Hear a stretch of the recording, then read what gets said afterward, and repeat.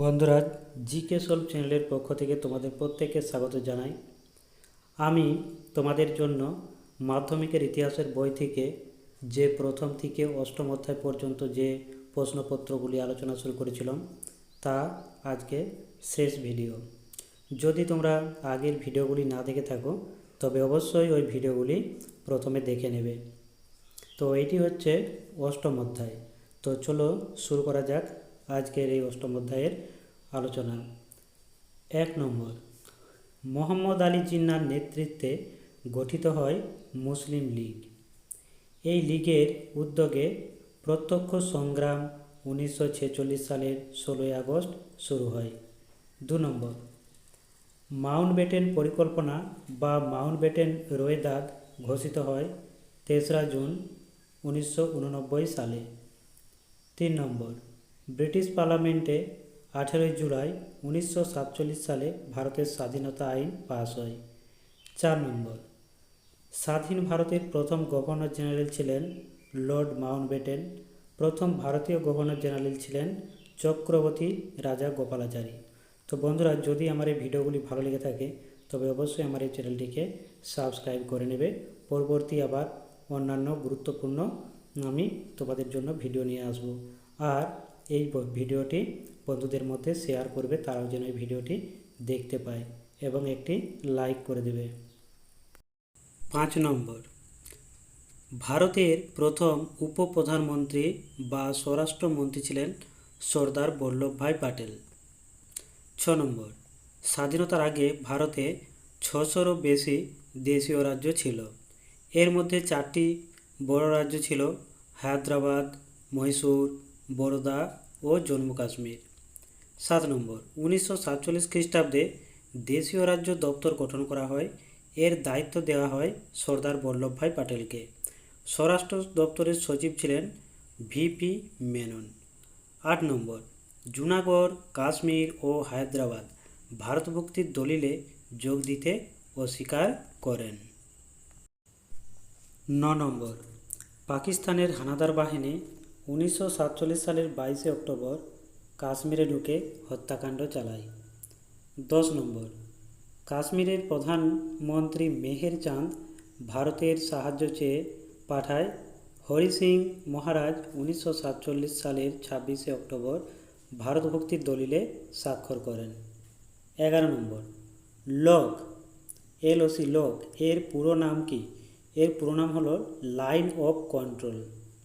12 নম্বর, পাকিস্তানের সঙ্গে ভারতের 4বার যুদ্ধ হয়। 1 1947 সালে, 2বার 1965 সালে, 3বার 1971 সালে, 4বার 1999 সালে।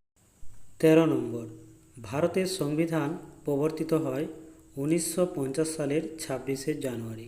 আমাদের ভারতের সংবিধান প্রবর্তিত হয়েছিল। 14 নম্বর, ভারত একটি স্বাধীন সার্বভৌম গণতান্ত্রিক রাষ্ট্র হিসেবে আত্মপ্রকাশ করেন।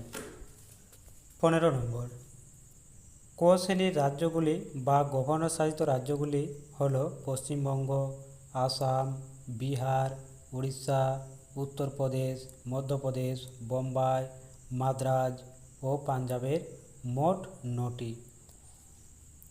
পাঞ্জাব মিলে মোট 9টি রাজ্য। 16 নম্বর, খ শ্রেণীভুক্ত রাজ্য বা রাজা দ্বারা শাসিত রাজ্যগুলি হল হায়দ্রাবাদ, মধ্য ভারত, মহীশূর, পাতিয়ালা ও পূর্ব পাঞ্জাব, পাঞ্জাব, পূর্ব পাঞ্জাব, ত্রিবাঙ্কুর, কোচিন, মোট 8টি রাজ্য। 17 নম্বর, 1950 সালের 26শে জানুয়ারি ভারত একটি স্বাধীন সার্বভৌম গণতান্ত্রিক রাষ্ট্র হিসেবে আত্মপ্রকাশ করেন। 18 নম্বর, গ শ্রেণীর রাজ্য বা কমিশনার শাসিত রাজ্যগুলি হল আজমির, ভোপাল, বিলাসপুর, হিমাচল প্রদেশ, কচ্ছ, দিল্লি, মণিপুর, ত্রিপুরা। মোট 10টি রাজ্য গ শ্রেণীর রাজ্য হিসেবে পরিচিত ছিল। 19 নম্বর, ঘ শ্রেণীর বা কেন্দ্রশাসিত অঞ্চলগুলি হল আন্দামান ও নিকোবর দ্বীপপুঞ্জ। 20 নম্বর, ভারত ভাগের পর 1947 সালে প্রায় 1 কোটি মানুষকে ঘরবাড়ি ছাড়তে হয়। একে বৃহত্তর গণপরিযান বা লার্জেস্ট মাইগ্রেশন বলে অভিহিত করা হয়। 21 নম্বর, নেহেরু লিয়াকত চুক্তি হয় 1950 সালে। এ বছরকে পুনর্বাসনের যুগ বলে অভিহিত করা হয়। 22 নম্বর, রণজিৎ রায়ের লেখা ধ্বংসের পথে পশ্চিমবঙ্গ, প্রফুল্ল কুমার চক্রবর্তীর লেখা দ্য মার্জিনাল ম্যান এবং শ্রী হিমন বন্দ্যোপাধ্যায়ের লেখা এর উদ্বাস্তু প্রভৃতি উল্লেখযোগ্য গ্রন্থ সে সময় খুবই গুরুত্বপূর্ণ ছিল। 23 নম্বর, ভাষার ভিত্তিতে ভারতের রাজ্য পুনর্গঠন হয় 1948 সালে। এস.কে. ধর একটি ভাষাভিত্তিক প্রদেশ কমিশন গঠন করা হয়। 24 নম্বর, 1964 সালে 14টি ভাষা সরকারি ভাষারূপে স্থান পেয়েছিল। 25 নম্বর, 2007 সালে 22টি ভাষা সরকারি ভাষারূপে স্থান পায়।